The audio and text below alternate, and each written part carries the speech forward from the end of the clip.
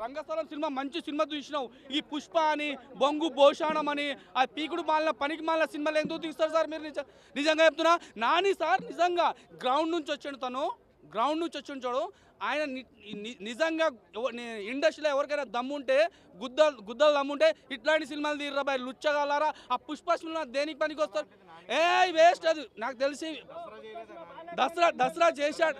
నేను చెప్తున్నా చూడు, దసరా చెప్తూ పుష్ప దొంగతనం చేయాల్సిన సినిమా అనేది దొంగ. ఇప్పుడు నేను చెప్తాను, నువ్వు ఒక యువకుడు ఎంత, నీ ఏజ్ ఎంత చెప్పనా? నీ ఏజ్ ఎంత చెప్పు ఒకసారి, నీ ఏజ్ చెప్పు. 25, 30 లోపల ఉంటుందా? నువ్వు పుష్ప సినిమా చూస్తే ఏం నేర్చుకున్నావు?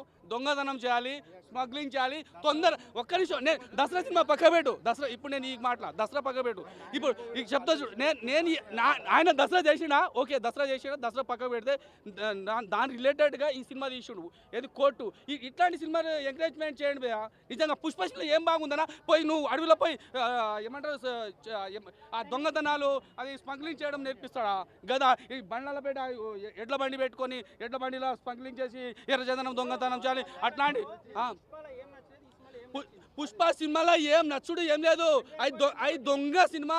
అలాంటి నేను చెప్తున్నా, ప్రొడ్యూసర్, తెలుగు సినిమా ఇండస్ట్రీ ప్రొడ్యూసర్లు దయచేసి కోర్టు లాంటి సినిమా, ఇట్లాంటి సినిమాలను పాతకాలంలో చిరంజీవి వాళ్ళు తీశారు. ఇట్లాంటి సినిమాలు దయచేసి ప్రొడ్యూసర్లు ఎవరి దిల్ రాజు గారికి, అదేవిధంగా మన మైత్రి మూవీసు, అదేవిధంగా మన అల్లు అరవింద్ గీతా ఆర్ట్స్, మీరు ఇట్లాంటి కోర్టు లాంటి సినిమాలను ప్రొడ్యూస్ చేయరు నాన్న.